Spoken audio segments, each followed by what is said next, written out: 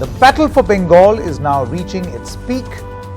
It has its daily share of political drama.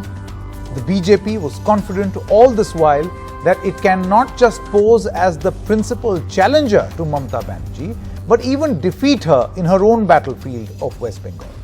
What gave them confidence were the results of the 2019 Lok Sabha elections, where they won many seats. In fact, very interestingly, many of the MPs who won back then are now contesting the Vidhan Sabha elections for the Bharatiya Janata Party. They've all been given tickets.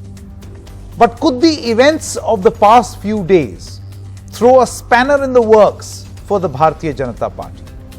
It seems that the BJP is at war with the BJP in the state. The foot soldier, the Karyakarta, upset with the imports from the TMC.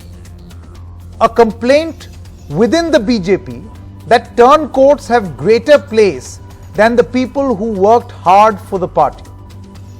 A growing resentment that a person in the BJP as of this moment in West Bengal is as good as being a new entrant from the Trinamool Congress. A feeling that those who worked hard on the ground have been denied tickets simply because they were already there in the party. They did not jump ship and come in. Should this be treated as a standard pre-poll practice? Because if you speak to many people in the BJP, they say these things keep happening ahead of every election. You have people upset and then eventually everything is under control. Every political party goes through this. Or is there a really big reason for the Bharatiya Janata Party to worry? Big meetings are happening with the entire decision-making body of the West Bengal unit and the central leadership in Delhi to talk about the problem so far and discuss ticket distribution for the future. How worried should the BJP be with this resentment? We are going to discuss this and a lot more on this edition of Reality Check. But first, it's over to my colleague Meher Pandey to help you understand what exactly has happened and its true impact on the ground.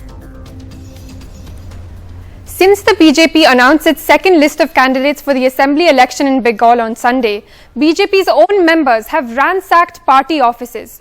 This is because many are angry at the party for fielding newcomers who have defected from rival parties, primarily the TMC in Kolkata. In Kolkata, BJP's workers protested outside the office, the party's election office. They heckled senior leaders including Mukul Roy, former Union Minister and current Vice President of BJP, and Arun Singh, National General Secretary of the party and Rajya Sabha MP. In Singur Hooghly, party members ransacked the BJP office for 2 days. In Chinsura, the district headquarters was vandalized. This is most interesting because it is BJP's own sitting MP from the Hooghly seat, Lokit Banerjee, who has been named as the assembly seat candidate. But local BJP leaders feel they've been looked over. In Haripal Hooghly again, the BJP office was ransacked. In Uttarpara, posters were put up against the TMC defector, now standing as the BJP candidate. In Panchla Howrah, BJP offices were ransacked.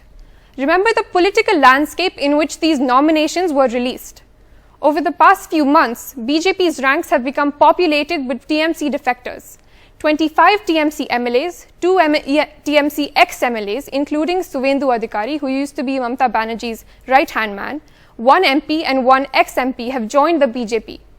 How many of these defectors have got BJP tickets? From our count, at least 10 ex-TMC leaders are now BJP candidates. Out of these, at least 8 have been vocally opposed by BJP members who are now protesting.